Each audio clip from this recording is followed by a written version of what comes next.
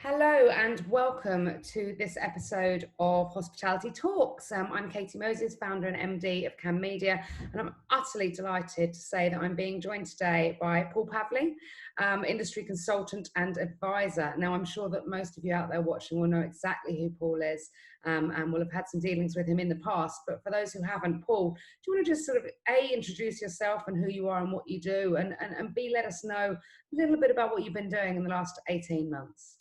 Hi, Katie. Thanks for having me. So I've spent 30 years in hospitality, working across a number of brands out there from my early days in fast food with Burger King, and then Whitbread, working in Beefeater and Premier Inn when it was first started in the UK, and then in the pub space with Wetherspoons and 14 years at Punch, where I ended my career the beginning of last year as MD of the business, taking it through a load of change, as you can imagine, over the last 10 or so years at Punch, refinancing, smoking bans, financial crash, but then obviously business sale 2016-17, and then left the business after that sale at the start of last year. And then set up my own business, as you did many years ago, during the Brexit negotiations and of course now pandemic of coronavirus. But yeah, no, it's not easy, not at all, no. So for those listening in who are running their businesses, I sort of feel your pain. And I guess what I've tried to do in the last 18 months has been to help businesses, small and medium sized, to with the knowledge and skills I've built up over the last 10 or so years on the board at Punch, to get through this COVID crisis, really the pandemic, and also Brexit, and help them navigate through their journey, whether that's a 3-year journey, whether that's a shorter journey, help them navigate through what are difficult times. And I also, over the last 18 months, have acted as an advisor to a number of businesses in the NED capacity. So I'm a NED with a company called Bums on Seats, who work in the pre-booked sales space, helping Amber understand what that looks like for her over the next 2 or 3 years. And I'm a non-exec on BIAB, the awarding body of the BII. And I know that you're a trustee on the BII. So I think that makes you my boss, actually. But oh goodness, I think another day. Absolutely. And then a number of startups in the drinks and tech space, helping them understand how they might best land in hospitality when they approach somebody who they don't want to work with, and how their product can help that company grow their business. So yeah, it's a quite a varied last 18 months, really enjoyable, even though really frustrating, but varied career. Thanks, Paul. I think it's really interesting for you to be in this advisory position, because you are essentially a small business yourself, and we all know that the last 9 months have been challenging, no matter what size the business is. But also, the smaller you are, the more agile you're able to be, and hence how you built up this sort of portfolio career that you now have, working with all these different brands. I want to just briefly talk about lockdown mark one. How you were obviously out there, you were speaking to lots of businesses, we caught up quite a few times. What were you seeing out there? How were different businesses dealing with that lockdown, and how effective was it for them? And who did you see that was doing it really well? Yeah, it's been really interesting, actually, sort of being outside during that time, but still being a business myself, really, to try and make things happen. And I guess whilst I'm a really small business right now, I've tried to bring into my chats with people some of the tools that I use in some of the bigger businesses, because I think they've got a place in a small business as well. What did I see out there? It fell into 2 camps: those that were waiting to be told what they could and couldn't do before they embarked on a plan of their own. And in some cases they were just too late because the government's guidance came really, really late. And others who were trying to forge their own way with a grey area. And I believe in grey, because if you're given grey as guidelines by the government, then you can make your tramlines wider, and you can try new things. So a lot of the ones that I think did well made things happen rather than wait for things to happen, in a way.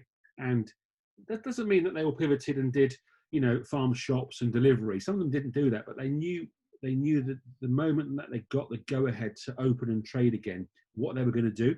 They knew that back in May and June, rather than on July the 3rd. Some of the ones that I think didn't do too well were the ones that waited to be told what to do, and then it was too late to make those plans and to re-engage their teams, and more importantly, consumers. Didn't talk to them at all during lockdown one. Whereas the guys that did well, and I guess in my camp, there's the likes of Loungers who I think smashed it out of the park. Yeah. Oatmans and Peter and his team there, Peach Pubs, did really, really well and actually engaged with their consumers really well. And Brewdog, I guess. I wasn't a fan of Brewdog. David now, he's hopefully a friend. I told him I changed my mind about them because it resonated what they were trying to do and they engage with people. So when July the 4th came, it wasn't a case of an email going out to a consumer that somebody had for the last 3 years saying, hey, hi, we're back again now. The ones that sort of talked to, because it was during that lockdown period, I think did really well. And lots of collaboration in lockdown one, companies working together to try and help the industry. And I know that KAM did that really, really well during lockdown one as well. Yeah, I think I totally agree with what you said about Brewdog, by the way. We did some work with them during that first lockdown. And one of the things I was struck by was how they just didn't stop.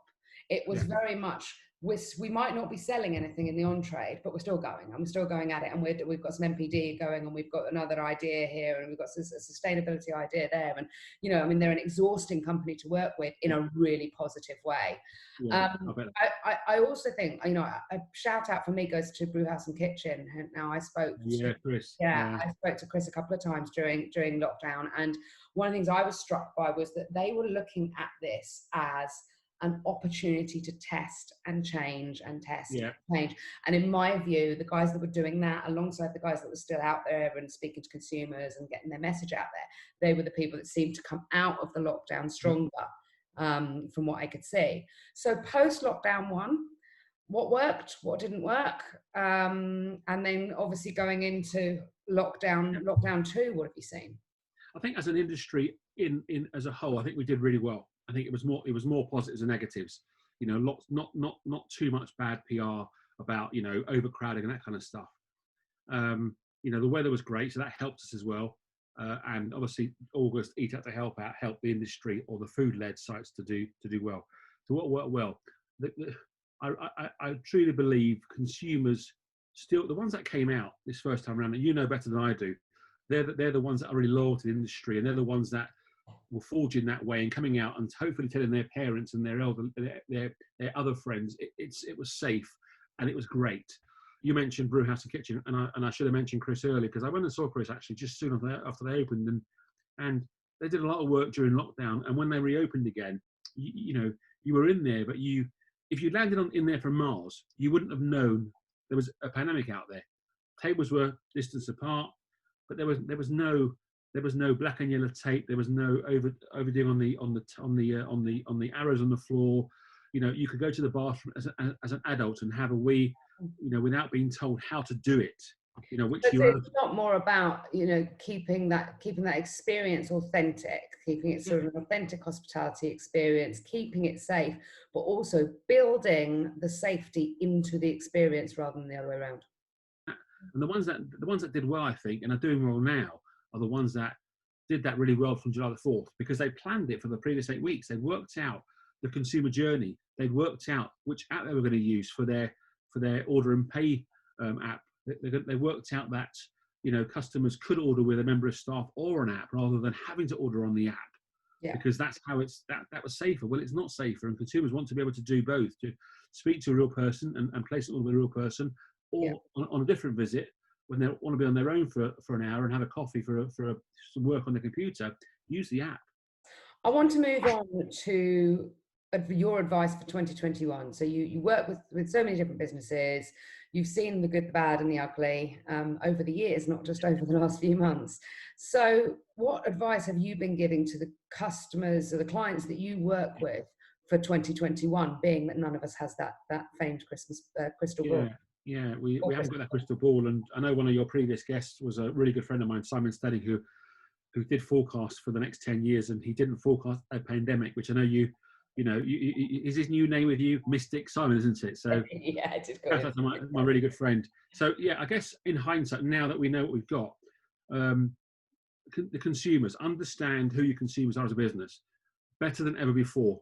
understand where they are now. Are they in the same place they were? Because they may have been a consumer of yours through work and then now at home. So understand where your consumers are now and what's changed in their life. And is that about working from home? Is that about their earnings because they're not working anymore, or they're on furlough? Understand what they now want from your business, because they may be a new consumer of yours because they are now at home and you're a local pub to them. So understand what they want from you, whether that's somewhere to come and work during the day, or whether that's to come out with their family for a treat at weekends. How are you going to engage with them going forward? Because that medium may have changed as well over the last 9 or so months. And did you engage with them during lockdown? And if you didn't do, then frankly, shame on you, because they're your consumers, and you should have made them aware of what you're doing to make sure when they come back to you that they're safe and have a great experience. And the other question I sort of ask is, can you do the same that you did in 2019? And the answer is no, by the way, because the world's changed. So don't do what you did last year, because it wasn't great last year for your business. So do something different. Mm-hmm. And then how can you use tech, or how are you using tech right now to make sure that your business is going to grow, but also the consumer has a great experience? And I stole one of your phrases I heard a couple of years ago, which was that tech needs to enhance the consumer experience, not make it worse. So just understand those things about your business, and then the financials. Understand your financials better than ever before.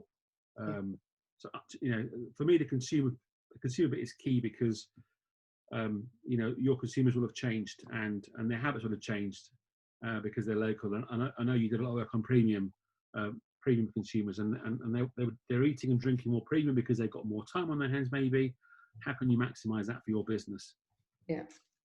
Yeah, I think you're absolutely right. The consumer is totally different to the consumer we saw, not just back in February before the pandemic, but probably the consumer we saw coming out of lockdown 1 and going into lockdown 2. And I think that any business needs to have that flexibility to change, on a dime every 3 months, and reassess where they are and reassess who's coming in and who isn't coming in, and why for both of those points.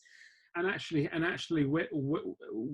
when they become consumers, because I do believe that this whole delivery into our homes now, and also these meal boxes that everyone's doing now, that the Shoom, the bacon naan, the breakfast naan, or Hawk S'mores boxes. Like we had Coat at Home last week, actually.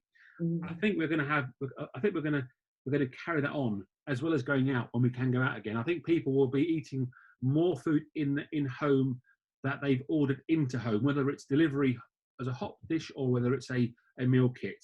To understand how many more touch points you can have with the consumers, other than just coming to your venue.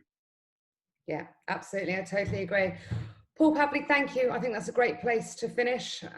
Thank you for your commentary. Thank you for your advice. And thank you so much for your time, for joining me today. Thanks for having me, Katie.